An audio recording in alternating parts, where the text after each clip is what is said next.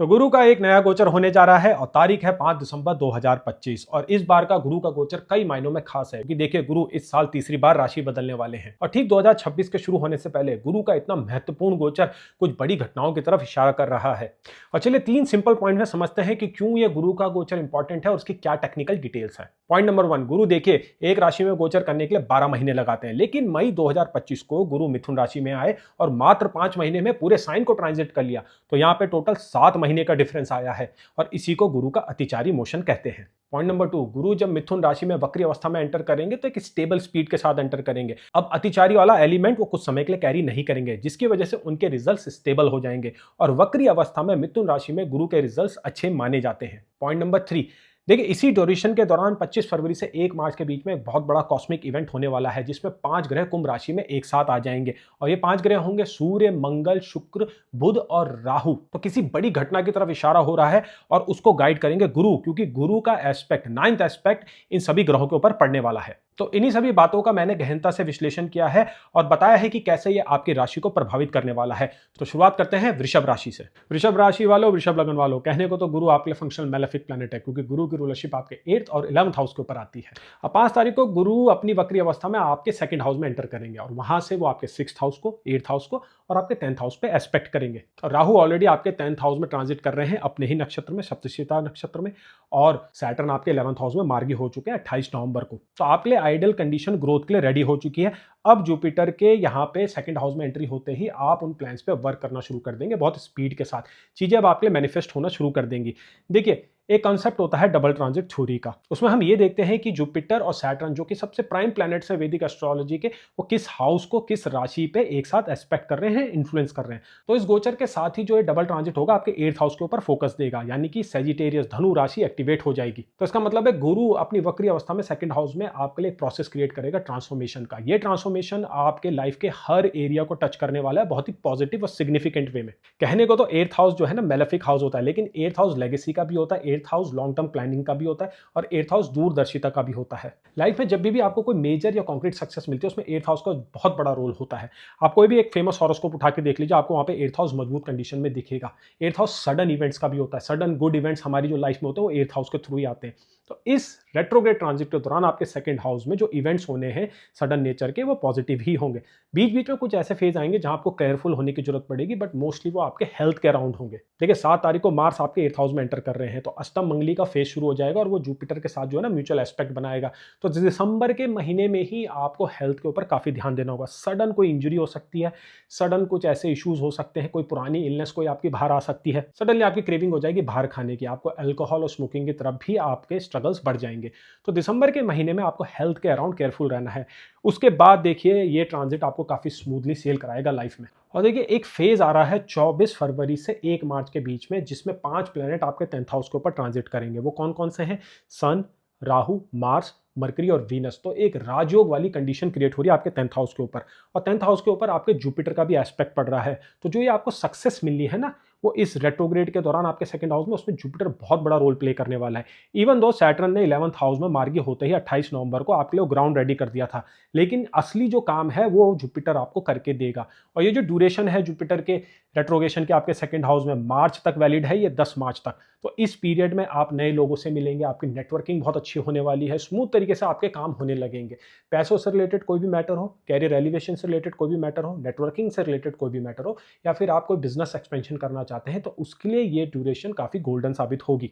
आपके जो work space issues है वो इस पीरियड में रिजॉल्व होंगे, लेकिन देखिए वो इतना इजीली तरीके से तो नहीं होंगे, क्योंकि मार्च दिसंबर में आपके 8th हाउस में हिट कर रहा है। तो दिसंबर के महीने में आपको वर्क स्पेस इश्यूज थोड़े बहुत हो सकते हैं, आपके एनिमीज आपको डोमिनेट करने की कोशिश करेंगे। लेकिन देखिए 11th हाउस लॉर्ड जुपिटर का एस्पेक्ट जब 6th हाउस में पड़ेगा तो आप अपने एनिमीज को क्रश कर पाएंगे, उन पे आप विजय प्राप्त कर पाएंगे।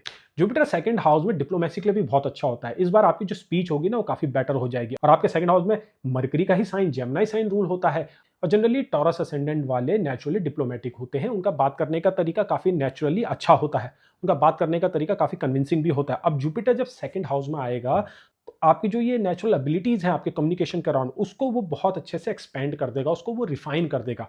जुपिटर देखिए एक डिवाइन प्लैनेट है जो कि नॉलेज का कारक है, और जब भी वो जिस हाउस में ट्रांजिट करता है, खासकर वक्री अवस्था में, उस हाउस को वो एक्सपेंड करता है, उसकी सिग्निफिकेशंस को आपकी पर्सनैलिटी में कंप्लीटली जो है ना एब्जॉर्ब करा देता है। तो अगर आपको लगता है कि आपके अंदर कोई ऐसी टैलेंट है, आपके अंदर कोई ऐसी खूबी है जो अभी तक आप प्रैक्टिकल लाइफ में अप्लाई नहीं कर पाए हैं, तो गुरु आपको यहाँ पे वो हेल्प करेगा। क्योंकि देखिए, मैंने बताया कि गुरु आपको ट्रांसफॉर्मेशन भी देने वाला है। तो इस ट्रांसफॉर्मेशन में आपकी पर्सनैलिटी के कुछ नए-नए दौर, नए-नए आयाम खुल के आएँगे। और ये जो नए कलर्स आपकी पर्सनैलिटी में आने वाले हैं ना, ये आपको करियर में बहुत ज़्यादा हेल्प करने वाले हैं। लोगों का नज़रिया आपको देखने का टोटली बदलने वाला है और काफ़ी पॉजिटिव वे में। क्योंकि राहु ऑलरेडी आपके 10th हाउस में आपको वो पावर दे रहा है, आपको वो मोटिवेशन दे रहा है, वो ड्राइव दे रहा है, आपके लिए वो ऑरा क्रिएट कर रहा है। अब उसको टोटली अचीव करने के लिए गुरु का ट्रांजिट यहाँ पे कंपलसरी है, मस्ट है। ये आया ही 2nd हाउस में वक्री होके इन्हीं कारणों से है। बहुत कुछ डिपेंड करता है आपकी महादशा और अंतरदशा में और आपके नेटल हॉरोस्कोप में 10th हाउस में कौन सा प्लैनेट बैठा है, 2nd हाउस में कौन सा प्लैनेट बैठा है, टोटल अष्टांग वर्गा के क्या स्कोर है, क्योंकि इससे हम डिसाइड करते हैं कि आपकी सक्सेस बड़ी होगी या छोटी होगी। तो देखिए, पर्सनल एनालिसिस बहुत ज़्यादा मैटर करता है, तो मैं आपको रेकमेंड करूंगा कि आप नीचे दिए हुए नंबर पे एक पर्सनल कंसल्टेशन ऑर्डर कर सकते हैं। अगर आप चैनल में नए हैं तो चैनल को लाइक कीजिए, वीडियो को सब्सक्राइब कीजिए, क्योंकि ऐसे में वीडियोस और आपकी राशि के लिए, आपके लगन के लिए बीच बीच में बनाता रहूंगा। अब बात करते हैं फाइनेंसिस की। तो देखिए, कैरियर का हिस्सा तो काफ़ी बढ़िया लग रहा है और कैरियर इनकम के डायरेक्टली प्रोपोर्शनल होता है। कैरियर उठेगा तो फाइनेंसेस भी उठेंगे। लेकिन कुछ लोगों के लिए क्या होता है ना, फाइनेंसेस ना अदर सोर्सेस से भी क्रिएट होते हैं, जैसे कि इनहेरिटेंस या फिर लॉटरी लगना। कुछ लोग हैं, कुछ कंट्रीज है जहाँ पे लॉटरी टोटली लीगल है, और मेरे कुछ क्लाइंटेज में लोग हैं जिन्होंने अच्छा खासा अमाउंट लॉटरी में जीता है। तो गुरु ऐसी कंडीशन इस ट्रांजिट के दौरान क्रिएट करता है, क्योंकि देखिए, गुरु आपके लिए 8th house of sudden luck का कारक है, सडन फैक्टर्स को वो इंडिकेट करता है। 11th हाउस गेन्स का होता है और 11th लॉर्ड का 2nd हाउस में आना टेक्निकली धनयोग क्रिएट करता है। तो इस पीरियड में आपके जो फाइनेंशियल प्रोस्पेक्ट है वो काफी बेटर हो जाएंगे और बहुत ही सडन वे में आपको गेन्स होंगे। तो कोई इनहेरिटेंस रिलेटेड मैटर अगर आपकी लाइफ में चल रहा है तो इस पीरियड के दौरान वो रिजॉल्व हो जाएगा। और देखिए, गुरु आपके 6th हाउस पे एक्सपेक्ट कर ही रहे हैं, 6th हाउस लीगल इश्यूज का होता है। तो आई एम श्योर कि बहुत सारे ऐसे लोग हैं टॉरस राशि के, टॉरस असेंडेंट के, जिनका कोई लीगल मामला चल रहा है प्रॉपर्टी के अराउंड, इनहेरिटेंस के अराउंड। तो इस पीरियड के दौरान वो रिजॉल्व हो जाएगा, एक सॉल्यूशन आपके पास निकल के आएगा और सक्सेस आप ही को मिलेगी। क्योंकि टेक्निकली अगर देखा जाए तो टॉरस असेंडेंट वालों के लिए मोस्ट ऑफ द गोचर काफी सपोर्टिव होने वाले हैं। जैसा मैंने बताया, 24 फरवरी से 1 मार्च के बीच में तो आपके 10th हाउस में पांच प्लैनेट हैं। तो फादर के थ्रू गेन कराएंगे वो आपको। सोसाइटी में आपका जो है ना ओहदा बढ़ेगा, सोसाइटी में आपका स्टेटस बढ़ने वाला है। आप कुछ ऐसा काम करेंगे जिसका आपको इनाम भी मिल सकता है, रिवॉर्ड भी मिल सकता है। तो जो लोग मरकुरी की महादशा में चल रहे हैं या अंतरदशा में चल रहे हैं, जुपिटर की महादशा, जुपिटर की अंतरदशा, सैटर्न की महादशा, सैटर्न की अंतरदशा में चल रहे हैं, उनके लिए तो ये पीरियड काफी इंपॉर्टेंट होने वाला है। इवन जो लोग जुपिटर की महादशा में चल रहे हैं उनके लिए भी ये गोचर बहुत सपोर्टिव होने वाला है। क्योंकि देखिए, महादशा लॉर्ड का गोचर हमेशा इंपॉर्टेंट होता है। तो जब भी हम एनालिसिस करते हैं, हम देखते हैं कि महादशा लॉर्ड का ट्रांजिट कहां पे हो रहा है। तो यहां पे गुरु का जो ये ट्रांजिट होने वाला है, ये लीड करने वाला है अब अदर प्लैनेट्स को। तो जो लोग जुपिटर की महादशा में है उनके लिए तो ये गोचर बहुत सिग्निफिकेंट है, उनको वो ज्यादा इंपैक्ट करेगा और मोस्ट ऑफ द केसेस में ये इंपैक्ट पॉजिटिव ही रहने वाला है। अब बात करते हैं रिलेशनशिप की। देखिए, 8th हाउस इन लॉस का होता है, आपकी इंटीमेसी का भी होता है, जो आपका इंटीमेट लाइफ होती है। उसके साथ 8th हाउस होता है आपकी हिडन डिजायर्स का। और जुपिटर का एस्पेक्ट और सैटर्न का जो कंबाइंड एस्पेक्ट आपके 8th हाउस में पड़ रहा है, ये आपका नजरिया बदल देगा रिलेशनशिप को लेकर। आपको टोटली ट्रांसफॉर्म करेगा कि आप कैसे अपने स्पाउस को देखते हैं। आपके स्पाउस के हैबिट्स को भी ये इंप्रूव करेगा, आपके इन लॉस को भी इंप्रूव करेगा, आपके रिश्तों में जो है ना गर्माहट लेके आएगा। लेकिन जहां पे सिचुएशंस काफी ज्यादा खराब है, मींस जिनका 7th हाउस लॉर्ड बहुत बुरी तरीके से प्लेस्ड है, जहां पे जो है डिवोर्स के कॉम्बिनेशन है, सेपरेशन के कॉम्बिनेशन है, वहां पे थोड़ा ट्विस्ट आता हुआ दिख रहा है। तो यहाँ पे क्या है ना, पर्सनल हॉरोस्कोप आपका मैटर करने वाला है। आप किस महादशा में, किस अंतरदशा में, कैसी आपके मैरिज के प्लेसमेंट्स हैं। क्योंकि जुपिटर का इस प्रकार का रेट्रोग्रेड ट्रांजिट उन फैक्टर्स को ट्रिगर कर सकता है जो मैरिज में कॉम्प्लिकेशंस लेके आते हैं। खासकर इन लॉस के साथ रिलेशनशिप ऐसे ट्रांजिट में थोड़े नेगेटिव हो सकते हैं। तो रिलेशनशिप के अराउंड जो ये प्रिडिक्शन है, ये काफी सब्जेक्टिव है, आपके चार्ट के ऊपर बहुत कुछ डिपेंड करने वाला है। लेकिन फिर भी ओवरऑल काफी लोगों के लिए इस ड्यूरेशन में एक पॉजिटिव एटीट्यूड और एक पॉजिटिव रवैया आपका अपनी फैमिली मेंबर्स की तरफ आएगा। आपको रियलाइजेशंस होगी कि फैमिली की वैल्यू क्या है। आप फैमिलीज के साथ काफी जो है संगठित महसूस करेंगे। फैमिली के साथ आपका रीयूनियन भी होगा, क्योंकि 2nd हाउस फैमिली का ही होता है। और 11th हाउस जहाँ पे जुपिटर की दूसरी रूलरशिप है, वो इंडिकेट करता है आपके पैटर्नल रिलेशनशिप। आपके फादर के बड़े भाई, फादर के छोटे भाई को भी वो इंडिकेट करता है। इवन आपके भी एल्डर सिबलिंग को वो इंडिकेट करता है। तो यहाँ पे देखिए क्या हो रहा है ना, इस ड्यूरेशन में कुछ ऐसे इवेंट्स होंगे जो टोटली आपकी फैमिली के अराउंड होंगे। तो ऐसा हो सकता है आपके किसी कजन की मैरिज हो, या आपके कजन का कोई चाइल्ड बर्थ हो, या तो कोई एक अच्छा ऐसा इवेंट हो जो आप अपने कजन के साथ एंजॉय करें। जो भी होगा पॉजिटिव नेचर का ही होगा। देखिए, गुरु की एक रूलरशिप आपके 11th हाउस के ऊपर भी पड़ती है। इसका मतलब गुरु आपके पैटर्नल रिलेशन रिलेशनशिप को इंडिकेट करता है। आपके फादर के बड़े भाई, फादर के छोटे भाई, इवन आपके बड़े भाई को भी गुरु इंडिकेट करता है। सेकंड हाउस जहां गुरु अब वक्री अवस्था में एंटर करने वाला है वो फैमिली का ही होता है। तो यहाँ पे इसका मतलब ये हुआ कि इस वक्री ट्रांजिट के दौरान यानी कि मार्च 10 तारीख के बीच में आपकी फैमिली में कोई फंक्शन हो सकता है, आपके कज़न की मैरिज हो सकती है, आपके सिबलिंग को बहुत अच्छे गेन हो सकते हैं, आपके सिबलिंग को सडनली कोई ब्रेक थ्रू मिल सकता है, आपके फादर के जो इश्यूज थे उनके पैटर्नल ब्रदर के साथ वो भी रिजॉल्व हो सकते हैं। प्रोसेस में थोड़ा बहुत दाएं बाएं होगा क्योंकि जो रिजोल्यूशंस और सॉल्यूशंस आते हैं वो कभी भी डायरेक्ट और लीनियर नहीं होते हैं, कुछ उतार चढ़ाव देखने को मिलते ही मिलते हैं। अब देखिए मार्स आपके 8th हाउस में एंटर कर रहा है 7 तारीख को। अब वहां से मार्स आपके 11th हाउस को देखेगा तो अगेन 11th हाउस आपका एक्टिवेट हो रहा है। तो 11th हाउस में गेस तो आते ही हैं, आपका खुद का नेटवर्क भी आता है, लेकिन यहाँ पे रिलेशनशिप के पॉइंट ऑफ व्यू से ये दिखा रहा है कि फादर के जो बड़े भाई हैं या छोटे भाई हैं उनकी लाइफ में कोई इवेंट होने वाला है जो आपको भी इंपैक्ट करेगा इनिशियली, लेकिन बाद में समय के साथ साथ चीज़ें सेटल हो जाएंगी और रिलेशनशिप भी इंप्रूव होंगे।